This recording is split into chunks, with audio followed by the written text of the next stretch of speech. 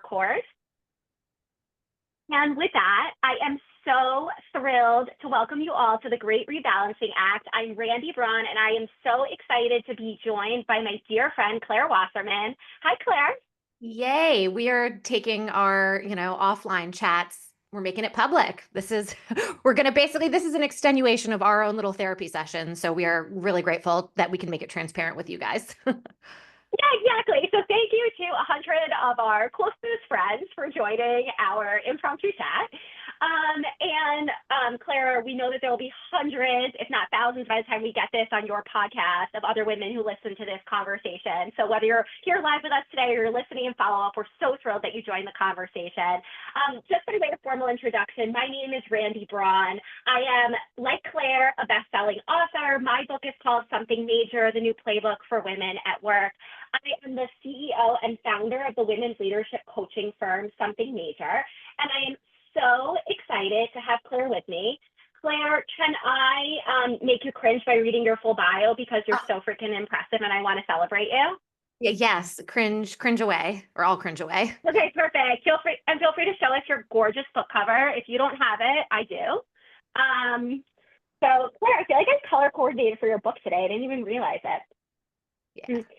So in addition to having the privilege of calling Claire a friend, and Claire has been such a mentor to me, Claire Wasserman is a coach, speaker, author, and the founder of Ladies Get Paid, which is a newsletter, podcast, and coaching practice dedicated to helping women embrace their worth and activate their potential. With a master's certificate in financial psychology, Claire has traveled the country teaching thousands of women how to negotiate millions of dollars in raises, start business, and advocate for themselves in the workplace. She was chosen as Entrepreneur Magazine's 100 Most Powerful Women, and she's spoken at places like Harvard Business School, which Claire, that's also where I kicked off my book tour, Facebook, NASA, the UN. She's also appeared on Good Morning America, which is like such a life goal if you ask me, and in the New York Times. So Claire, you can read more about her work at coachmeclaire.com, and we'll send tons of links about Claire's resources and contact info after. Claire, can I officially welcome you and say thank you so much for joining? Oh my gosh, my pleasure. I'm so happy to do this. Next time we'll do it with a cocktail. I cannot wait. So with that, now that I've introduced myself, now that I've introduced Claire, we'd actually love to hear from you all in the chat. So if you could just pop into the chat, we would love to hear from you. Where are you joining us from?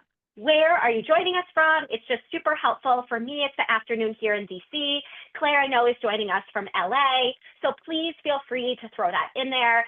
And Claire, while we wait for these to come in, and they're coming in fast, we have quite the geographic distribution here on the phone. I want to, you hinted at it, but I want to give just a little bit of context for this conversation. So, as we build this, Claire, we talked about this as the Great Rebalancing Act, a conversation on time and energy with best-selling authors, you and me. And I want to level set from the get-go about how real and BS-free this conversation is going to be. Like, you and I were literally like texting, and then it went to the phone while I was on my way to the airport, and you were taking your kid to a doctor's appointment about like how much BS there is in the balance conversation and about how like it is exhausting and toxic.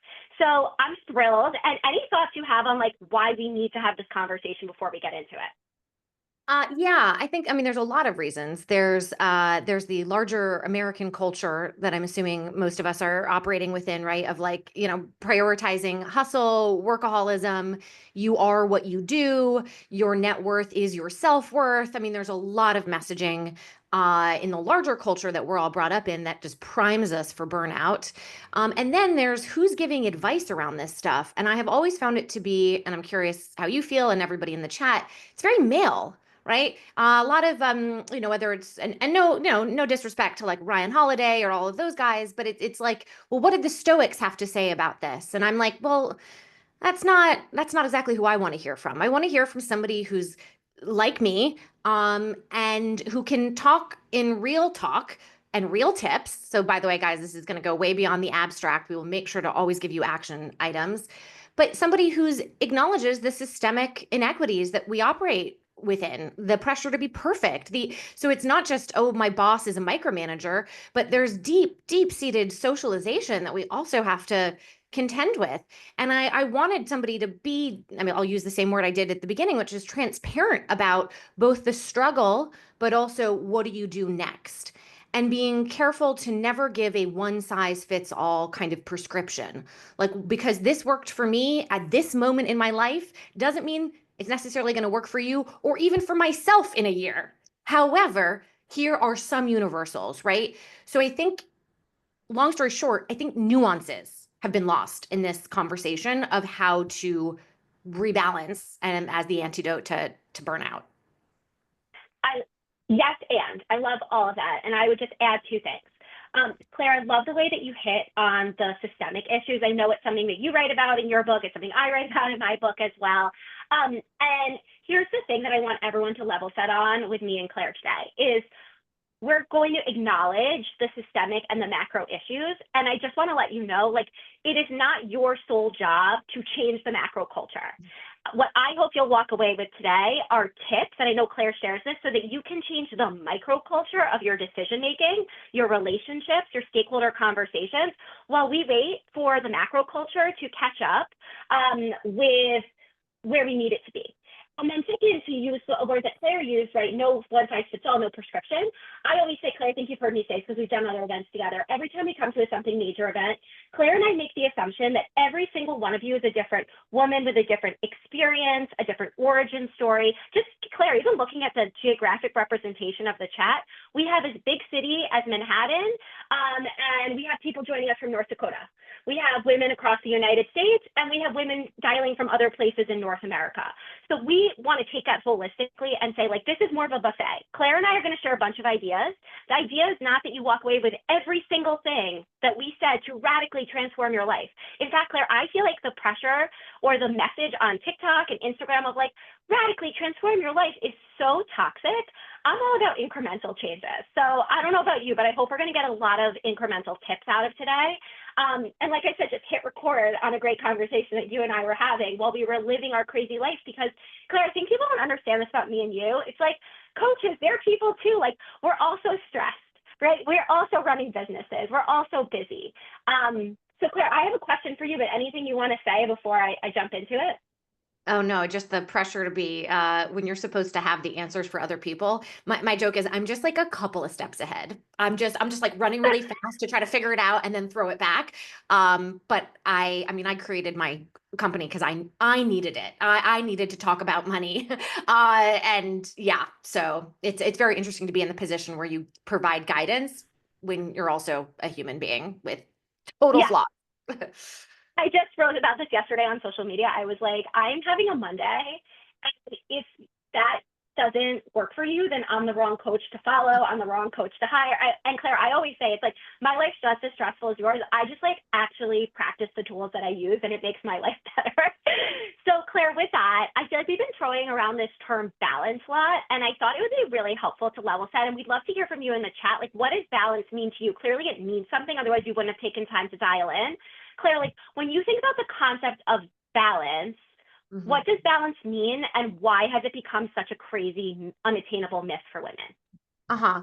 I think word choice is really interesting and important and something that, and I don't just say that as like a writer and a reader, but I think really dissecting what is the definition of balance. So when you think about balance, how does it make you feel? By the way, guys, that's a really good prompt for anything in your life, not just to say, well, what is the definition, in language, but in emotions? How does it make me feel?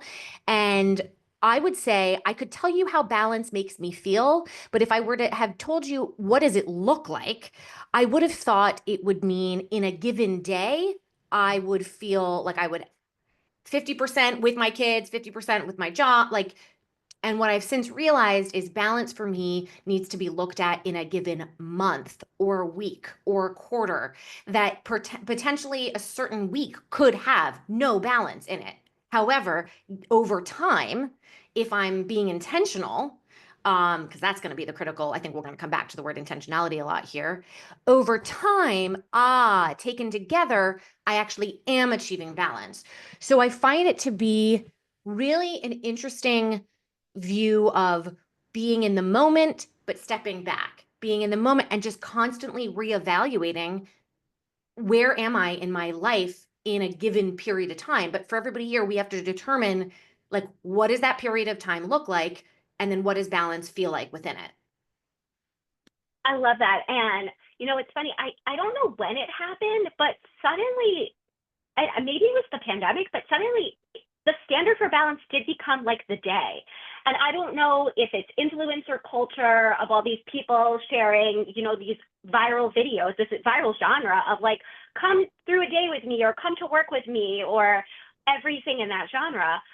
But Claire, like I think about some of the times in my life where I felt the most balanced, where on paper it would have looked like I was the least balanced. So Claire, you've been on a book tour. It is it is the most physical thing Well, I've ever no, done. no, I didn't. So I did a Zoom book tour because my book came out during the pandemic. Right, But I did 19 town halls. I did like a book tour when right, I first started my company, basically. Yeah. right. So with that, I wrote about your town halls in my book because I love the lessons that you shared about perfectionism there.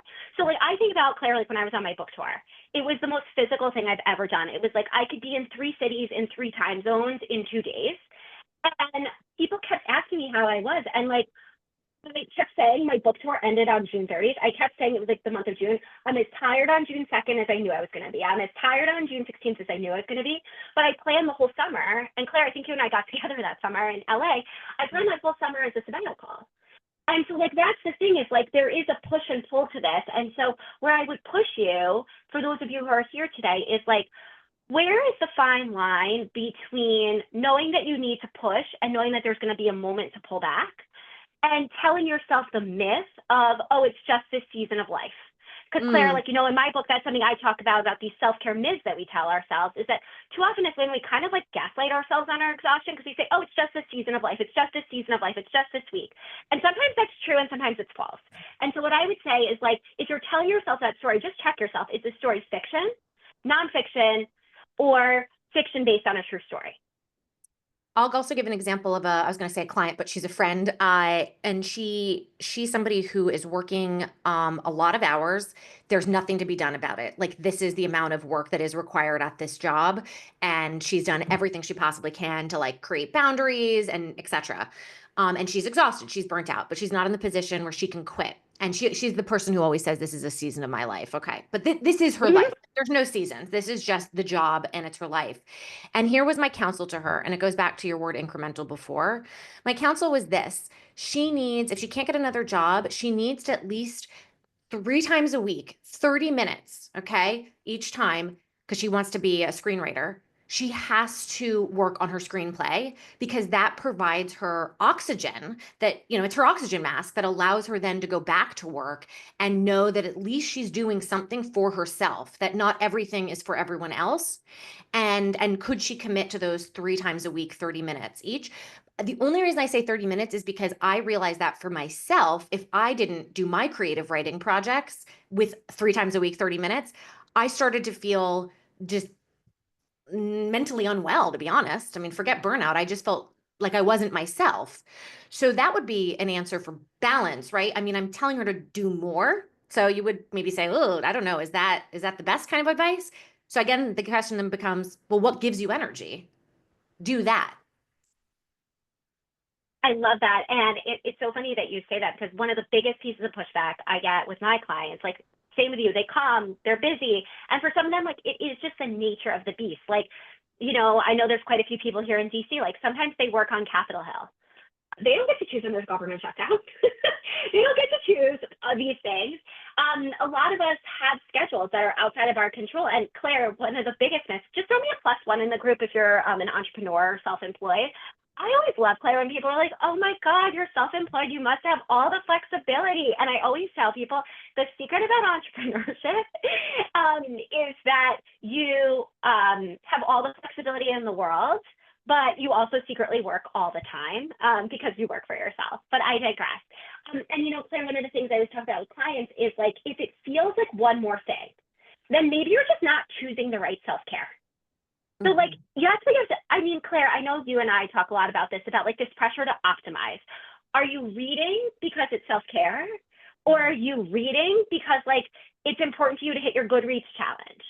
Are you going to yoga because it feels good? Or are you going to yoga because like you got sucked into like buying the matching 2-piece set and you want to like take a picture of yourself doing it.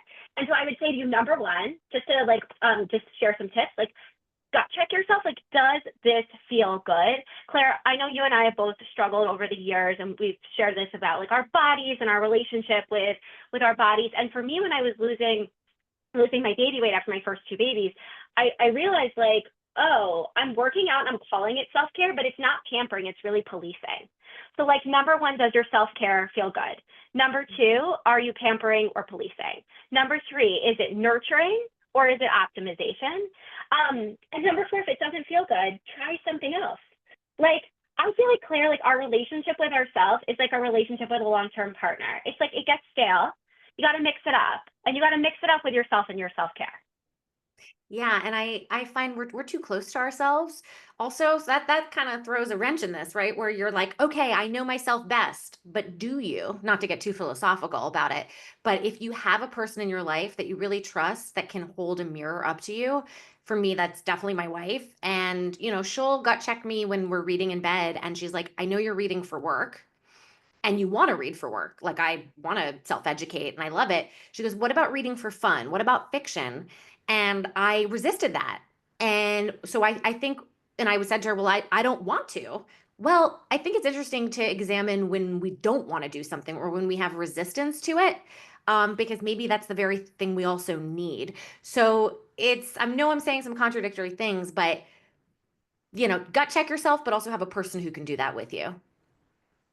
I don't think you're saying contradictory things. I think, like you said, it's like nuance, right? It's like, you know, one of the most important decisions that we make is who we surround ourselves with, whether that's your wife, Ashley, or my husband, or a friend, or a business partner, or a work wife. And so I think all of that makes a ton of sense. Um, There's a question I want to ask, and I feel like it's almost like an elephant in this room. Can we talk about like hustle culture, girl boss culture? I feel like Claire, I don't want to date us. Maybe we're women of a certain age, but when I was coming up professionally, it was all about girl boss culture. It was all about hustle culture. We're kind of now in this post girl boss era. What do you think is behind the shifts? And also, I just want to remind people, love using the chat, and please feel free to throw us questions in the Q&A. Claire, to you. Yeah, I'm loving the chat as well. I want to just give a shout out to Katie. She said, are our needs and wants current or things that we're holding onto from some part of the past? 1,000%. And that's why I think the best thing everyone can do out of this, if you don't have kind of a self-feedback ritual, so every night I ask myself, where did you get energy? Where was your energy depleted? How can you, increase the former and decrease the latter, and how can you make it easier for yourself? If you have that kind of consistent check-in, you're going to start to see signals. I've outgrown myself or whatever. That girl boss. Wow. I mean, listen, I graduated in 2009. I'm happy to date myself here because all of this stuff is extremely formative to our worldview and how we've run our companies and how we've changed our companies as well. And I have a whole LinkedIn post that I'm going to share with everybody that I posted about realizing I needed to be a girl boss in recovery, or I am a girl boss in recovery. Um, you asked about like the shift. I mean, let's just kind of define sort of the girl bossery part of it, which is, and tell everybody can jump in the chat. I think it first started maybe with lean in, right? Of like, it is on us to, whatever you want at work, we've got to do even more to get it. And that makes sense in that we don't want to wait for policies to change, right? If you want to close the wage gap, you start with yourself. That has been very much my message, why we should all be negotiating our salaries. Great. However, and this is where maybe the backlash to girl boss culture is at what expense? So success with self-sacrifice, right? It's always, I don't know if the conversation was nuanced enough to ask the question of what gets lost when you do that. Do you even want the promotion? Obviously, everyone wants a raise, but I'll never forget. I had a partnership with PayPal, and I was going around the country teaching different leadership courses at their different campuses. And what the women wanted me to speak about in the San Jose office, which was the headquarters, versus in the Oklahoma said, we don't want promotions. We want more time off, actually. We want boundaries. We want life balance. That was not what the women in San Jose said they wanted, which was, we want to be in the C-suite. And I'm not saying the women in San Jose were wrong, but I don't know if they were given a more expansive definition of what success could look and feel like. That I'm glad to see that that's more part of the conversation now. There's also always a backlash to anything, right? You go in a certain direction and then you're going to see people going the opposite. I think we're just figuring it out, and I'm feeling pretty optimistic with Gen Z. I think they're way more tuned into stuff that, especially with finances and work. They're also entering into a shit market too, which I guess we were in 2009. But I define girl bossery in the way you would, and Yeah, people are rethinking I, it? I think that that all makes sense. And one of the things, Claire, that I feel like has been like some of the collateral damage of this shift is, and again, I really blame a lot of this on, you know, I think it's amazing. Last night, let me back up for a second. Last night, I got to sit in a room with Jim Bankoff, who is the CEO and founder of Vox Media, like a huge media company. And he was talking about, like the democratization of social media allows anyone to be a creator, allows anyone to be creative. And there's a lot of content, and the price that we pay for that democratization is that we have to be more informed consumers. So one of the things, I'm always just skeptical when I open up my feed. I'm always skeptical when I open up what's on my algorithm on TikTok or on Instagram. And one of the things I feel like has gotten flattened is, I think, Claire, you hit on everything that's right about like why girl boss culture went too far. And I think sometimes when we take down hustle culture, in some of the videos that I see, we've gotten anti-hustling. And one of the things I like to talk about with my clients is like, wait, let's have some nuance here, right? Back to that word, nuance. What's the difference between hustle culture and hustling? To me, hustle culture is a pattern of acting in a certain way, doing certain things, like always being on, always responding to the email at 9 p.m. to prove that you were responding to the email at 9 p.m. in service of someone else's goals and dreams. Hustling, to me, is what your client was doing when she was carving out 3 times a week to do 30 minutes of screenwriting. Is she is hustling to her own goals and dreams. And so if you're doing hustling right, like Claire, you've hustled to build your business, and I respect you for it. I've hustled to build my business, and I'm unapologetic about it. Hustle, like, that's where balance comes into it. If you're gonna build something big, if you're gonna do something that matters, it takes time, it takes energy, it takes consistency. And that's what the balance is about having structured breaks. Claire, for me, this got really personal in June 2020. Some of the women who've read my book know this story. But in June 2020, like so many other women, I thought I had my exhaustion under control. And wait, I'm so sorry. That's the biggest water bottle I've ever seen. So this is also, guys, if you want to get more energy in your life, just drink a massive thing of water. I used to have to take a nap every day, and now I don't because I drink this water. I just want to say this for anyone who's listening while they're driving, listening while this is on Claire's podcast later. Claire literally just held up a jug of water with a straw that is the size of like one of those things you put in like the Poland Spring dispenser. Okay. I mean, I look like a bro, a weightlifter bro. It's a weightlifter bro. Claire, I think you should brand these with the Ladies Get Paid logo with the dollars and the scrunchie, and I will be the first person to buy one. So Claire, I think this is like where that line between hustling and going too far happened. In June 2020, I thought I had my exhaustion under control. And I learned very quickly I didn't when I drove through 6 lanes of traffic after falling asleep at the wheel of my car. And stopping short, like right in front of a pedestrian who slammed the hood of my car and asked me what the bleep was wrong with me, which I think all things considered was a really fair reaction. Claire, I tell this story because I tell the story and most people want to hear right now. And it was this wake-up call to never do it again. Actually, it was a moment of tremendous shame for me. And that's why I think we need to have such an important conversation about balance. And I put that in quotes because when we don't get it right or something extreme happens, instead of saying, wait, this is broken, something's not working, I'm on a level of stress that's unattainable to me, it becomes another place where as high-performing women, we feel like a failure. And so if there's anything that I want the women in this room to take away from this is that when you hit your limit, you didn't fail. You're getting really important feedback about what's working and what's not working for you. And I tell that story now because it was a huge wake-up call to me, no pun intended, Claire, that this really was life or death for me. Like my inbox wasn't life or death. My work wasn't life or death. Falling asleep in broad daylight, and those of you who are in DC, like passing the 395 tunnel entrance, like that's life or death stuff. What did you do after that? What was I love that you say it wasn't just like a wake up call, snap your fingers, now you figure everything out. So what were like the next steps? First of all, working through your shame. Okay. There's also, and part of that I think is an unlearning, right? Like before you can learn new things, you have to unlearn sort of the quote, bad behaviors. So yeah, what was, if you don't mind going into a little bit more detail, what were your first steps after that to make change? I'm like free coaching from Claire. I'm here for it. So to answer your question, number one, I think it was so illuminated for me how I quote grew up professionally. Like, and I'd love to hear from you all in the chat. Like, have you ever worked in a place where you are rewarded for overwork? Have you ever worked in a place where the culture is just so extreme? Throw us a +1 in the chat if you have. I think for me, it was like, wow, even though I work for myself, I've taken all the bad habits that I have. And Claire, that's always my role for my clients when they come to me, they're like, I can't do it anymore. I'm going to quit. I always tell them, before you quit your job, are you going to quit your bad habits? The second Mm. thing I did, Claire, was it happened to be a Friday afternoon. As you know, I'm Jewish. And my husband has always observed Shabbat in turning off his phone. And it wasn't like, oh, I need to turn off my phone because like God saved my life. And it was like a religious awakening. It was like, no, it was like, I literally texted my parents and anyone else who would be freaked out if they didn't hear from me for 24 hours. And I was like, hey, I'm turning off my phone. I'll be back on after Shabbat.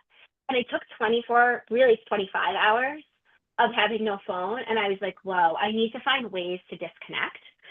And so I think learning how to disconnect more was really helpful. And the last thing I'll say, Claire, and it really dovetails with something you were talking about with your creative writing practice, was I realized I was on a journey to it, and I really hit an inflection point in my business when I realized, oh, it's not enough in my career to be a good operator. I am at my best when I treat myself as a creative who can be a great operator on top of that. And that's when my newsletter jumped from 3,000 to 8,000. That's when I started writing a book. And so like a lot of times we sacrifice balance for getting ahead. I would just say, like, turn that around to you is like, where could you actually get ahead by having more room to decompress, to be creative, which is something, Claire, that we do not talk enough about in the self-care conversation. And to just, like you said before, just check and say like, oh my God, like what is working and what is not working? Mm-hmm. Yeah, in this post that I shared with you all in the comments, something that I wrote about, which I'm now going to just take a look at it myself here, is at the time when I hit my breaking point, well, a series of breaking points, but one that really startled me, also during the pandemic, I became really into the concept of Maslow's hierarchy of needs. Remember that, everyone? And because Yes. I'm a, raging lesbian feminist, I'm like, well, Maslow was a man. What about a woman's hierarchy of needs? Like, what would be, and in 2025, like what are my hierarchy of needs? And I think that's such an important exercise for everyone to do, is to figure out what are the foundational building blocks that when they are in place, it allows you to achieve some sort of rebalance no matter what chaos is going on in your life. Kind of the non-negotiables, right? Like you need a certain amount of hydration to go back to the water. You need a certain amount of, I had gestational diabetes when I was pregnant, so I learned a lot about stabilizing my blood sugar. You need a certain amount of sleep. That's going to look different for each person, also in their life at a different point. I used to need, if it wasn't 8 hours, I couldn't function. I'm not that way anymore. But you got to figure out the non-negotiables. Even, things like connection. Like you've got to talk to real people, not just, listen to us on the screen, but have your voice heard. If you can see somebody in person, great. If you can't, that's fine. But something where you're being vulnerable with another person, that's oxygen. Writing for me is oxygen. So I urge everybody, foundation, foundation, foundation. Just what is your baseline? And then we can build from there. And I'd love to, Claire, just hear from the women to throw in the chat. Like, what is one thing that you're doing when you're at your best? What is Hmm. one thing that you're doing when you're at your best? Like, so for Claire, it's writing, I heard, is when she's at her best. She's writing regularly. She's sleeping regularly. I would +1 to both of those. We want to hear from you. What is something that you're doing when you're at your best? And Claire, while we wait for those answers to come in, one of the biggest things I hear over and over again in my coaching practice is that women know exactly what it is that they need. And I'm seeing it right here in the chat. Getting outside and moving my body, yoga, sleep, reading, being creative, releasing the mental load of motherhood, taking one thing at a time and not multitasking, taking time to not think, being in nature, journaling, Pilates, fitness, it goes on and on. So we all know. The biggest thing I hear, the biggest barrier is this idea around guilt.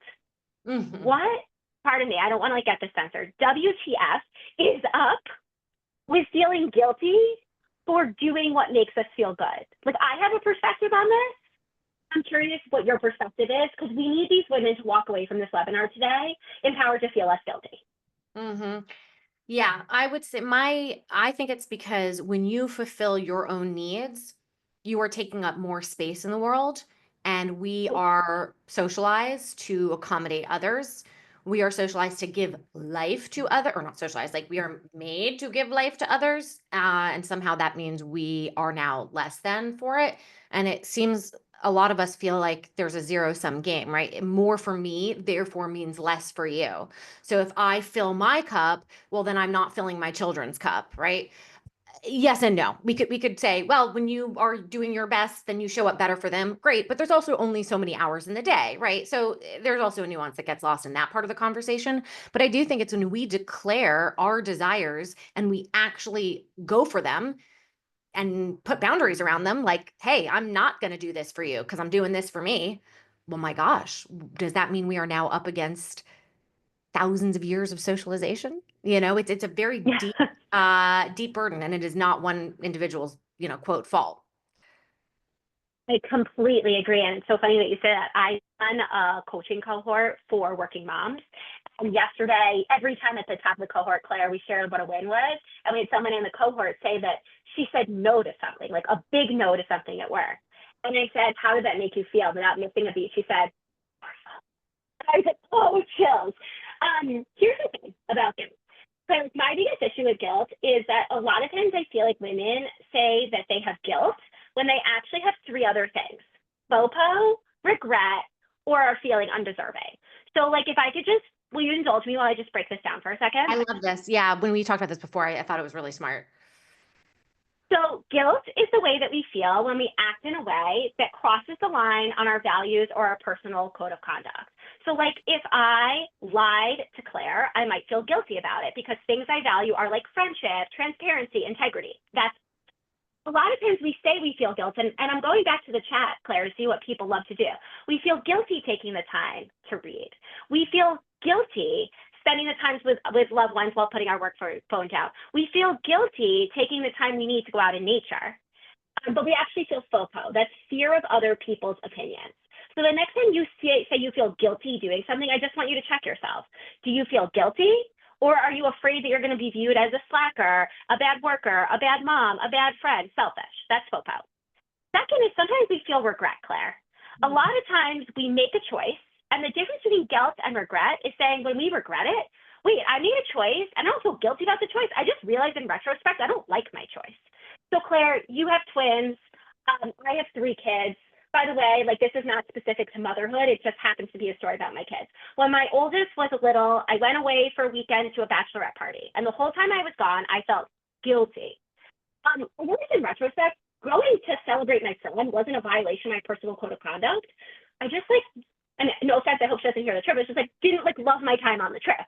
So it wasn't guilt. I just regretted my choice. And the difference, Claire, between calling it guilt and regret is that when we call it regret, we're giving ourselves permission to say, I learned something and I'm going to choose differently next time. And then finally, the last thing is between guilt and feeling undeserving. So wait, do you feel guilty working out, or do you feel like you do not deserve 60 minutes to yourself? Do you feel guilty turning off your phone or your email to binge watch Vanderpump Rules at night to decompress? Or do you feel undeserving that you don't deserve time off? So that's what I think of, Claire. It's is it guilt? Is it fear of other people's opinions? Is it regret? Or is it feeling undeserving? Because those are four very different things. And this is why I always say, hey, buy our books, but also get a therapist. Because yeah, it's because also I find this stuff to be a little bit like pulling a thread on a sweater. Because then, which is why a lot of people I think resist making the change because they subconsciously know that if they start to unburden one aspect of their life, shit, they're gonna have to do it with have to, but they're gonna start to be bothered by other things that aren't sitting right with them. Um, I hope everybody sees this as an opportunity to get really, I call it experimental. Like our lives are one big experiment. And a lot of women see our lives instead of as an experiment, we see them as tests. These are all a series of tests that we are passing or failing. So I love your framework. And I love that you said the idea of an experiment. Can I share something that's been like such an unlock for me in giving myself the permission to try new things? Claire, like you, I identify as a recovering perfectionist. I Mhm. do. And I think for me, what's been really hard is like when I try something in my personal life, I'm trying a new fitness routine, or I'm trying something new in my business. Like the first time we ever started doing these live events back in 2021 or started running live retreats. Um, it felt initially, Claire, like I had to have all the answers. I needed to have a perfect polished plan. But what I found was that when I gave myself permission to run a pilot, Mhm. whether it was something in my work or my personal life, the stakes were just so much lower because a pilot by definition is experimental. It's meant to be an exercise where you're learning from it and you're iterating and you're editing. And for the last 5 or so years, it has just been so helpful to me to say, I'm going to pilot X. I'm going to pilot Y. And I just feel like the need to be perfect is really tamped down by that framework. Yeah, I like, I had this realization the other day that I was operating like I was on, foot on the gas pedal and foot on the brake at the same time. And I was just making everything harder for myself. So if everyone could just take a look at, all right, the things that we're dealing with, what is within your control, what is within your sphere of influence, and then what do you need to let go of? Like, where can you let off the steam? Because there's literally nothing you can do about the situation is so just like to see where we're adding our own pressures. Yeah. And by the way, I want to hear from you all. Like this group is so engaged in the chat. We want to also hear from you in the Q&A. Do you have a question for me and Claire? We'd love to answer it. Claire, when I think about some of those great myths that we have about balance, time, and energy, one of the things that comes up for me is this idea that a lot of times we mistake our maintenance with our self-care. Like I feel like I write about this in the book. I've talked to so many clients about it, and they come to me, and I'm curious if you see something similar, where someone comes to coaching and they're like so stressed out, and they go on and on about how stressed they are, and then they try and tell me what they did to feel better, and they're like, I went to Target, I needed to get some toilet paper, I treated myself to a new lip gloss, I left my work phone at home, but I just still didn't feel any better. I'm always just like, that is because you did not do self-care. You literally went grocery shopping. You went grocery shopping with a treat. It's like how my kids want to pick out a candy when we're waiting in line. And I just feel like we need to raise the bar from like, Claire, you grew up in the DC area. I live in the DC area. It can be 100 degrees here at 9 o'clock in the morning in the summer. And I feel like when we're treating our maintenance, like our self-care, like our maintenance, it's like getting into my car one of those days with my black leather interior and being like, I'm going to treat myself to air conditioning today. It's like, that is not a treat yourself moment. That is literally not dying from heat stroke. Yeah, that's a good analogy. Yeah, I like to think of everything's a marathon, right? And but we're treating it like it's a sprint. And gosh, I mean, long story short, my I learned this a very profound way with my son who was diagnosed with severe congenital heart disease 24 hours after he was born and had to have multiple open heart surgeries, and he has a twin. And what I had to learn during this time, talk about marathon, I have this healthy twin at home. And I think it was because of her that I learned how to really calibrate my energy for the long term. If I was looking because I'm writing a memoir about it now, and I was looking back at my notes and I said, I go to visit my son for my mental health. I don't visit my son for my mental health. And I have this feeling that if I hadn't have this healthy twin at home, that I might have just treated it like a sprint, you know? Um, which is a shame that I wouldn't have sort of put my needs front and center. I think oftentimes for women, it is easier to do it on behalf of another person. But it really did teach me, okay, if we are going to be in this roller coaster for a long time or for some period of time, my nervous system cannot handle this. And I really have to be present as best as I can. I cannot have a breakdown. So how do I calibrate my energy, every single day, every single moment? This push and pull, to use your words, of release and relief and grief and work and move, because I also went back to work 2 weeks into it. So the only thing I can say from that I really want everyone to take away is just ask yourself, am I trying to like sprint a marathon here? That is so beautiful. And I want to just shout out, Claire, your content. If you're not following Claire, you should be. Claire, you know this because we were talking about it in real time at the time. I really think that like some of the content that you put out there as you were navigating this in real time was some of the realest stuff I've ever seen on the internet. So thank you for being so authentic. We are now, it's like, Claire, I asked for questions for the whole hour, and now that like we're kind of getting towards the end, everyone's questions are coming in. So I want to ask a bunch of questions, and let's see as many of these as we can get through. Via wants to know, how do you hit the reset button when you don't actually know when to start? Like, any quick tips on that?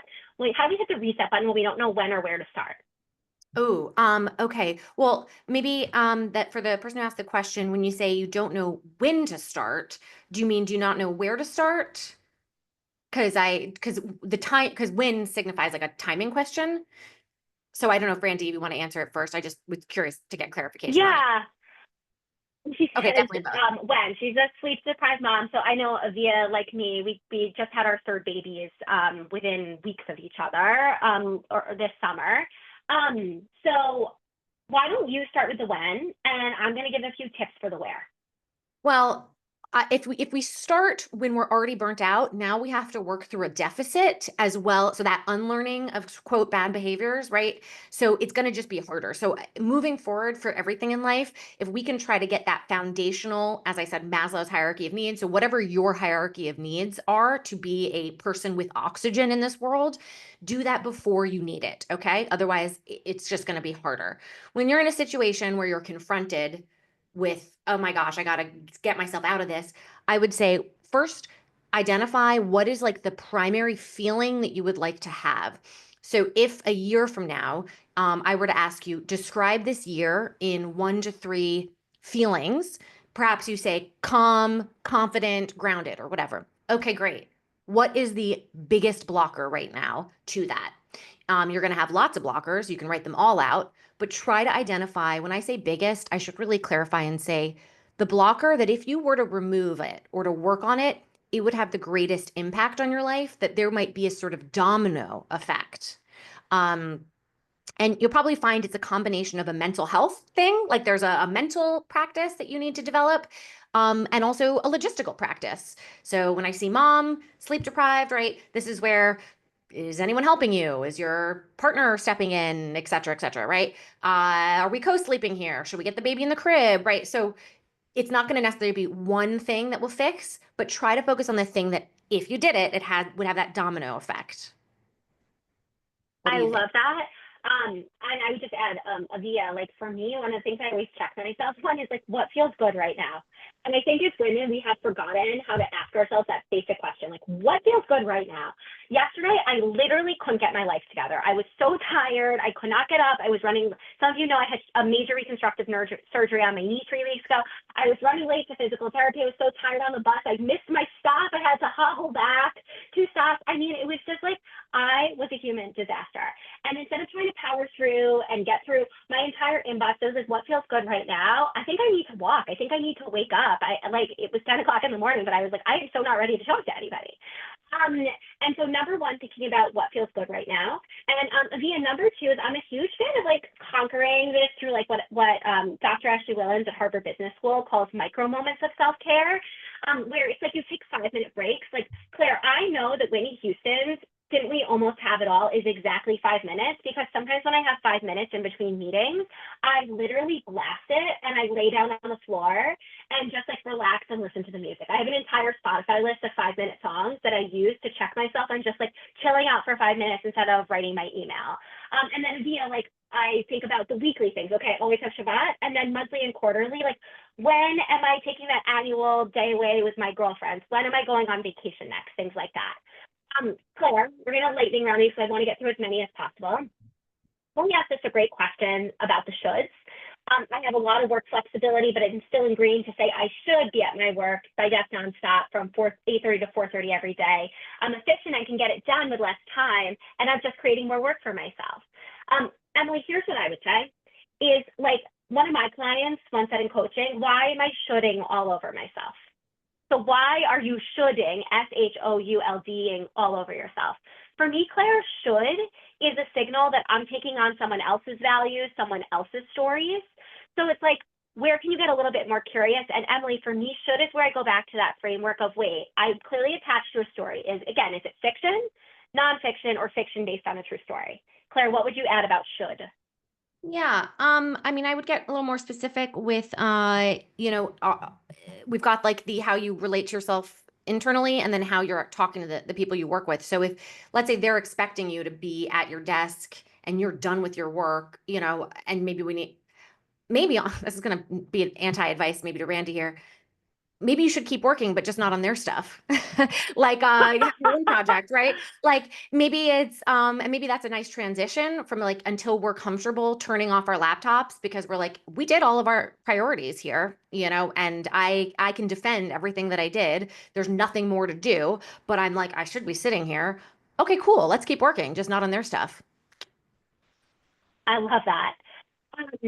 We got a question, speaking of stakeholders, from Katie about like any thoughts how workplaces and leaders can or should be prioritizing and supporting employees' well-being and self-care, for example, through policies and practices, and how can employees advocate and help shape for these policies and practices?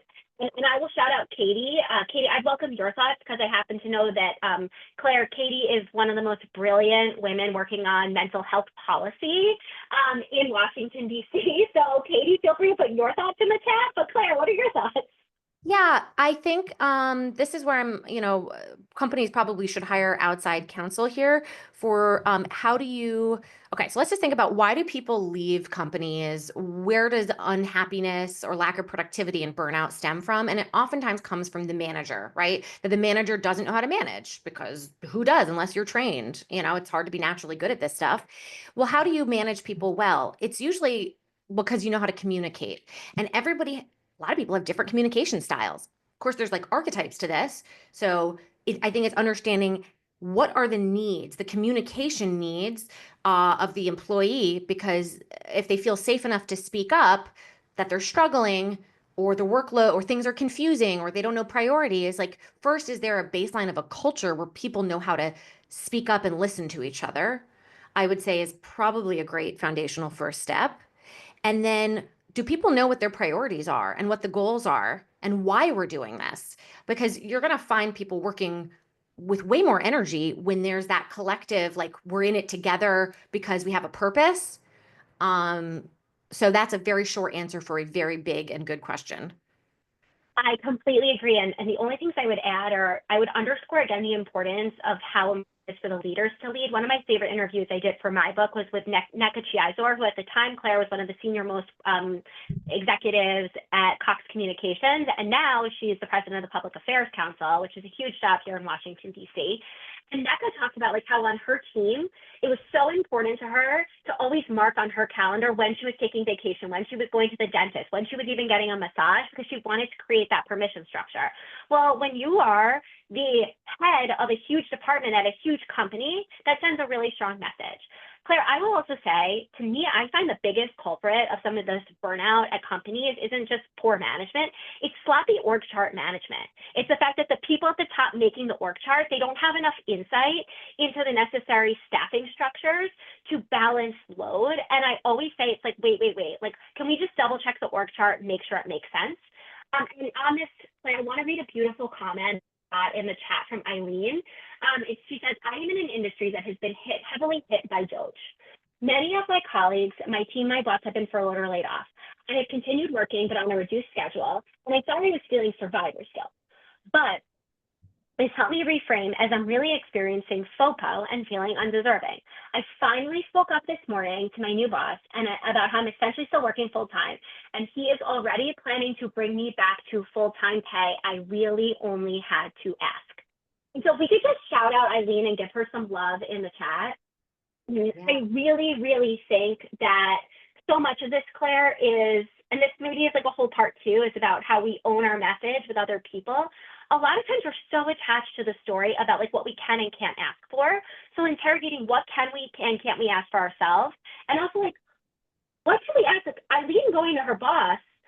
Sometimes, Claire, it's just that we need to educate our stakeholders and connect the dots for them. Any thoughts on that? Oh, 1,000%. I never believe it's what you say, it's all how you say it. Or it's not that you've asked, it's just the way that you do it or the words. And I mean, if everything that that's why I'm obsessed with salary negotiation, because I see it as such a great opportunity to take a thing that you think is for you, but a successful negotiation is when you position it as a benefit to the other person, actually. And you make them feel really good to give you what you want. But it's all done with extreme empathy towards them. Anyway, so I really hope everybody walks away today feeling like all this stuff doesn't have to be so black and white or mutually exclusive. Like again, more for me means less for you. Uh that there's an and to all of this. And I think again, the way you go through it is everything. I think that's a great place to leave it. And I want to spend a few minutes just wrapping up and sharing a little bit more about how people can stay in touch with us. I want to hear from all of you. What is one thing you are taking away from today? And Claire, what's one final thought that you have for everybody? One thing you want them to take away from it. I want to hear from them in the chat. What is one thing that you are walking away with today as we spend the next few minutes just wrapping up thoughtfully? My one thing is to, and this will be, I guess, because I just was writing my memoir, working my memoir this morning, just when you think you know yourself or you're like, this is how it is and how I'm going to do it. And then something happens or you have an aha moment that changes things for you. Just be open to being flexible. I know I spoke to this earlier, but, you know, like the things that are shitty can change and the things that are great can also become shitty. Don't let that scare you. Let that go, wow, there's actually a lot of opportunity here to do things differently, to see things differently. So don't get too attached or stuck to one thing. Oh, and sorry, speaking of one thing, now I'm going to add a second thing. And this might be I the love best it. piece of advice that I have ever I don't think I received it. I think I just learned it the hard way, is really try your best to divorce yourself from the outcome of whatever you're working on. Okay. So whether it's I'm trying to, I don't know, lose weight or get a promotion or get a job, focus on the process of what it takes to do that and find and experiment with making that feel better, more easeful for yourself. You will, I mean, that's also where life happens, right? It's in the building of the thing, not the final, the final product. So just get really, if you can, fascinated and curious by your own process as you work towards whatever these goals are, including how do I find balance? Because this could become another project and burden. Let us not do that. It's so true. I love that. And it's like, I think that it's so important to not complicate it. Like, as I'm looking through the chat and I'm seeing like what people are taking away from today, like things like FOPO, is it pampering or policing? Like writing a letter to myself and creating a playlist, not feeling guilty. Um, Claire, so many people are taking away your tools of, asking yourself things like according to who and why am I so attached to this story? Identifying the things that give you energy, taking the time to think about regret.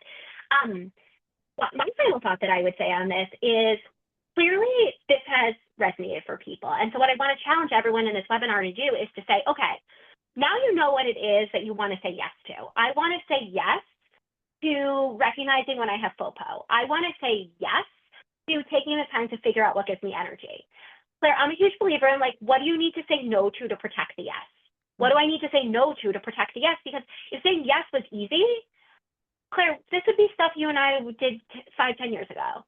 And I just can't say it enough times. Like, Claire and I are here because, like, we literally wrote the books. We literally wrote the books and we still deal with this.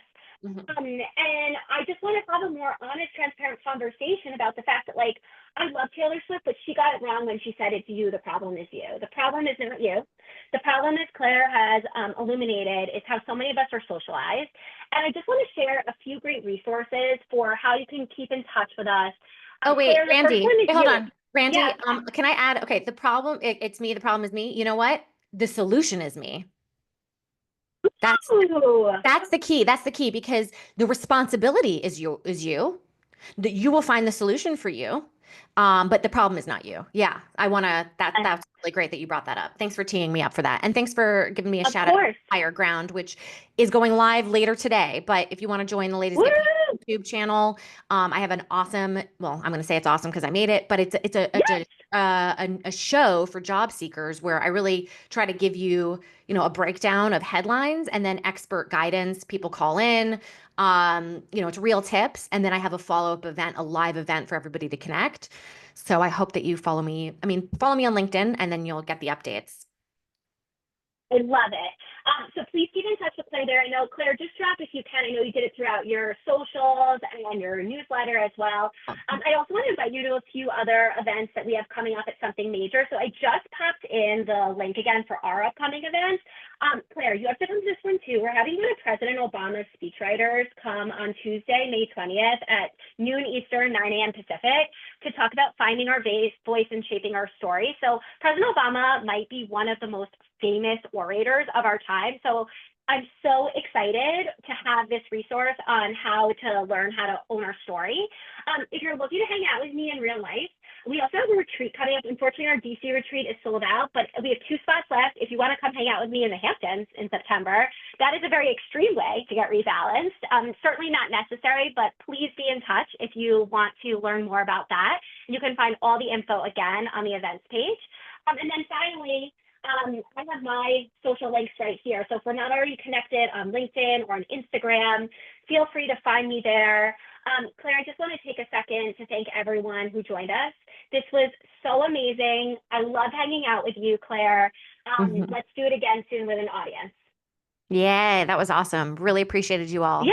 Thank you, thank you, thank you. And Claire, let's take a quick picture too. You have your book? Yeah. Okay, here we go. Ready? 1, get my phone going. 2, oh my God.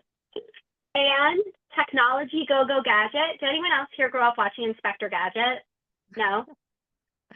Okay, here we go. Take 2. 1, 2, 3. Awesome. All right. Thank you guys. Go, go, gadget to the rest of your day. This was totally awesome. Claire, I will talk to you soon. Bye, everyone. Be in touch. Bye, everyone. Bye.